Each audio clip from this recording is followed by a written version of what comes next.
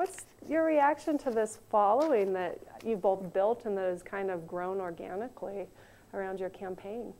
It's been surprising because I was very skeptical of becoming a candidate. As a matter of fact, I was very reluctant, and I tell all my supporters that. Yeah. I said, but they claim I have eliminated their apathy, and I said, well, you have eliminated my skepticism about people not caring, and that not many people knew about the message. Turns out a lot of people did, and they were hoping somebody would come along, and they had dropped out a long time ago or never been involved. At the same time, the young people who may be just hearing it for the first time are receiving the message in a very positive fashion. So that's very encouraging, and the message is spreading through the internet. So the credibility came from the enthusiasm on the internet, which not only was translated into doing very well in the post-election polling, which we were always said, oh no, that was just gimmickry, that you guys know how to use the internet, and there weren't very many of us. And then all of a sudden, when they saw a one-day fundraising event of 37,000 people sending money and 20,000 brand new people, all of a sudden there was a lot more credibility given to us in our campaign. Mm-hmm.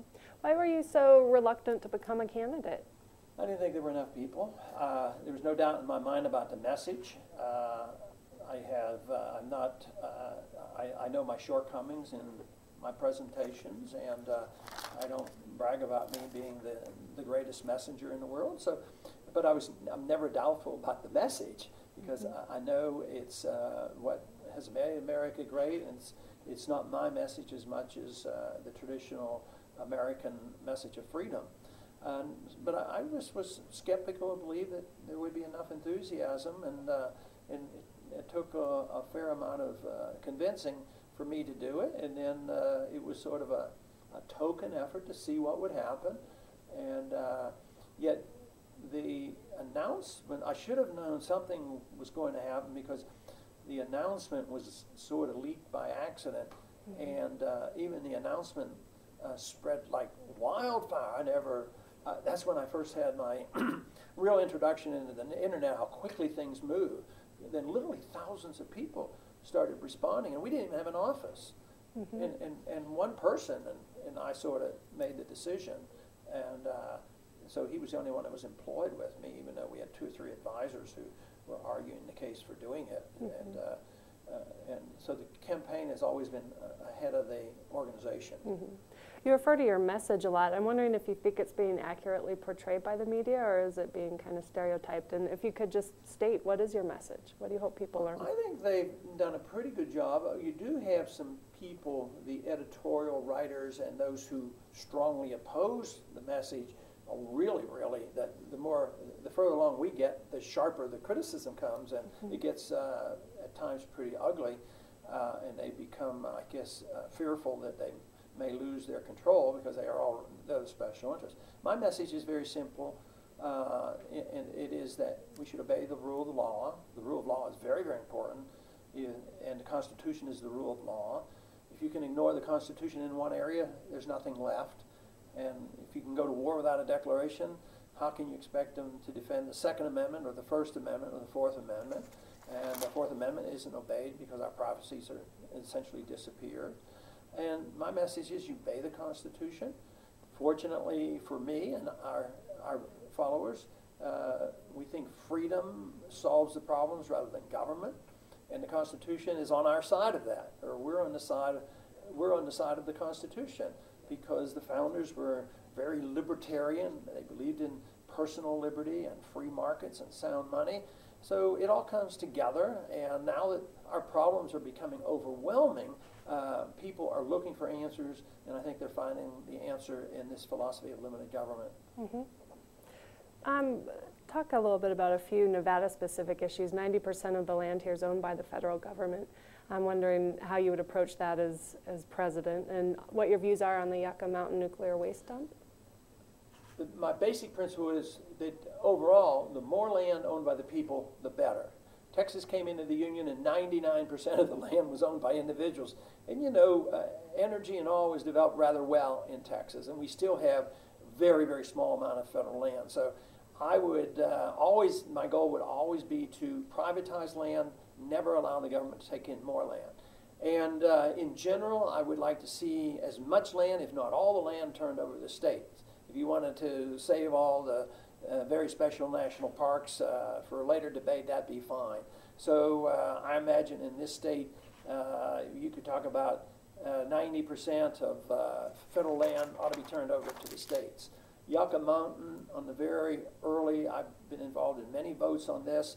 There were times when there were only 3 votes to not allow the federal government to dictate to the state and bring nuclear waste and put them in this state. And I voted. I was one of the 3. The other 2 were the congressman from this district that was from this state that was protecting the state's rights that shouldn't happen. And ironically, I'm from Texas. I have a nuclear power plant in my district. They want a place to put their waste, and I voted against it, because I don't believe, constitutionally we shouldn't be dictating, to this state. And I don't think it's actually necessary to have one site.